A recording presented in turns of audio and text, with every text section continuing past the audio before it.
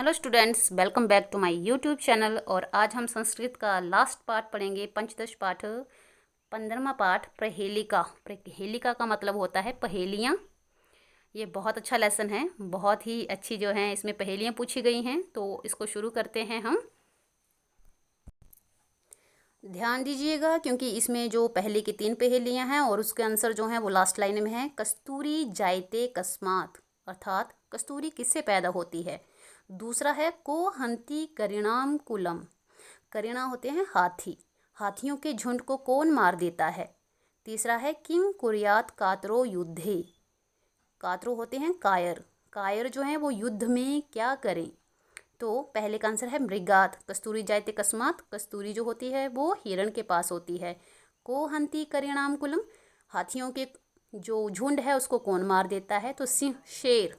किम कुर्यात कातरो युद्धे, और जो है कायरों को युद्ध में क्या करना चाहिए, पलायते, अर्थात भाग जाना चाहिए। तो ये है हमारा दूसरा श्लोक जिसे हम ध्यान से पढ़ेंगे। सीमंती निशु का शांता, राजो क भूत गुणोत्तम, विद्युत भी का सदा वंद्या, अत्रेवोक्तम न बुध्यते। तो इसमें जो आपका फर्स्ट वर्ड और लास्ट वर्ड देखेंगे हम, उसी में ही इसके आंसर हैं, क्योंकि इसके आंसर लास्ट में नहीं बताए गए हैं। सी और ता बना सीता। तो पहली लाइन का क्या मीनिंग हुआ कि नारियों में शांत स्वभाव वाली कौन थी, तो कौन थी, सीता। राजा को भूत गुणोत्तम, तो हम फिर से इसका पहला और लास्ट वाला वर्ड लेंगे, राम, अर्थात कि गुणों की दृष्टि से उत्तम राजा कौन हुआ, राम। फिर से थर्ड लाइन, विद्युत भी का सदा वंद्या, अर्थात विद्वानों में सदा किसे पूजा जाता है, किसे वंदनीय कहा जाता है। तो first word and last word विद्या, विद्या। अत्र वोक्तम न बुध्यते, ये कहा नहीं जा सकता, इसे समझा ही जा सकता है। तो स्टूडेंट, इसका थर्ड जो श्लोक है, हमने पहले श्लोक में पढ़ा कि पहले के जो आंसर थे वो नीचे के लास्ट लाइन में थे। दूसरे श्लोक में फर्स्ट वर्ड और लास्ट वर्ड था, ये थोड़ा सा डिफरेंट है। कम संजघान कृष्ण, अर्थात कृष्ण ने किसको मारा। का शीतल वाहिनी गंगा, अर्थात ठंडा जल देने वाली गंगा किस स्थान पर बहने वाली है। केदार पोषण रता, दार होती पत्नी, कि पत्नी की सेवा में कौन लगा रहता है।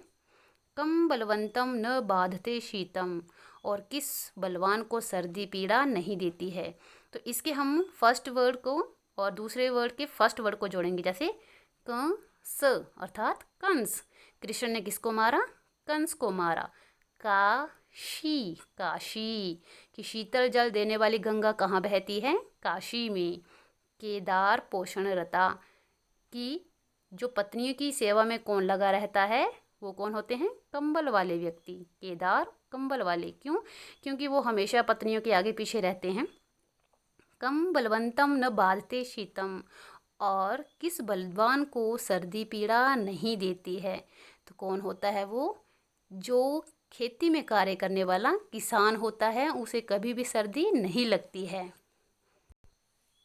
अगला श्लोक है, वृक्षाग्रवासी न च पक्षीराजः, त्रिनेत्रधारी न च शूलपाणिः, त्वगवस्त्रधारी न च सिद्धयोगी, जलम च बिभ्री नम घटो न मेघ। वृक्षाग्रवासी, पेड़ पर रहने वाला है, लेकिन कौन है, पक्षीराज नहीं है। त्रिनेत्रधारी, 3 नेत्रों को धारण करता है, लेकिन त्रिशूल वाला, त्रिशूल, शूलपाणी त्रिशूल वाला नहीं है। त्वग वस्त्रधारी, त्वग होता है वृक्षों की जो छाल होती है, छाल के वस्त्रों वाला है, परंतु सिद्ध योगी नहीं है। जलम च बिभ्रिन्न घटो न मेघा, जल धारण करता है, लेकिन ना तो वो घड़ा है और ना ही बादल हैं। बताओ कौन है। तो इसका आंसर नहीं दिया है, तो इसका आंसर होगा नारी केलम, अर्थात नारियल। नारियल आपने देखा होगा, पेड़ पर होता है, छाल लगी होती है उसके बाहर, साथ में उसके 3 नेत्र भी होते हैं और पानी भी उसके अंदर होता है। तो इसका उत्तर होगा नारिकेलम। और इसका अंतिम जो श्लोक है वो है भोजनान्ते च किम पेयम, जयंत कस्य वे सुत, कथम विष्णुपदम प्रोक्तम, तक्रम शक्रस्य दुर्बलम, अर्थात भोजन के अंत में क्या पीना चाहिए। जयंत कस्य वे सुत, जयंत किसका पुत्र है, कथम विष्णु पदम प्रोक्तम, विष्णु लोक कैसा कहा गया है। तो इसके उत्तर फिर से हम नीचे देखेंगे। तो तक्रम का मीनिंग होता है छाछ, लस्सी जिसे कहते हैं या मट्ठा भी कहते हैं। शक्रस्य अर्थात इंद्र का, और दुर्लभम मतलब कठिन, कि भोजन के बाद हमें क्या पीना चाहिए, तो पीना चाहिए छाछ या मट्ठा। और जयंत किसका पुत्र है, तो किसका है, सूत होता है पुत्र इंद्र का। और विष्णु लोक कैसा है, कठिन है, जिसे कोई नहीं पा सकता। तो आई होप स्टूडेंट आपको ये पहेली का लेसन अच्छा लगा होगा। तो अभी इसके हम करेंगे क्वेश्चन आंसर। ये है इसका पहला प्रश्न, दूसरा प्रश्न का ए पार्ट, दूसरा जो है मैच करना है कि कौन सा श्लोक से कौन सा आंसर है। तीसरा क्वेश्चन, चौथा क्वेश्चन है संधि विच्छेद कीजिए।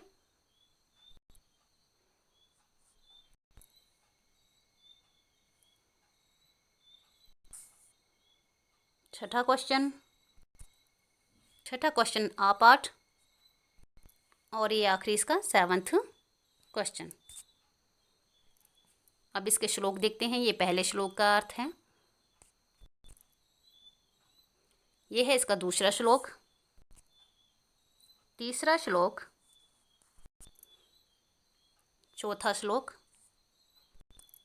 और 5वां श्लोक। इसी के साथ स्टूडेंट आपके संस्कृत बुक का पूरा जो अध्याय है वो कंप्लीट है। तो स्टूडेंट ये थी हमारी संस्कृत 8th क्लास की, और आई होप इसमें जो 15 लेसन हैं उसका मैंने पूरी वीडियोस अपलोड करी हुई हैं, आपको अच्छे से समझ आई होंगी।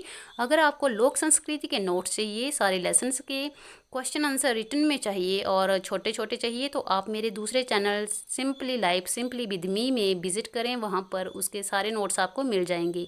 चैनल को सब्सक्राइब जरूर कर लें और वीडियोज़ को लाइक ज़रूर करें, क्योंकि बहुत ज़्यादा मेहनत लगती है हमें वीडियोस बनाने के लिए, स्पेशली हैंड रिटन जब नोट्स बनाने हों। तो thanks for watching, have a good day, stay safe, stay healthy, और सब्सक्राइब जरूर करें। Take care, bye bye.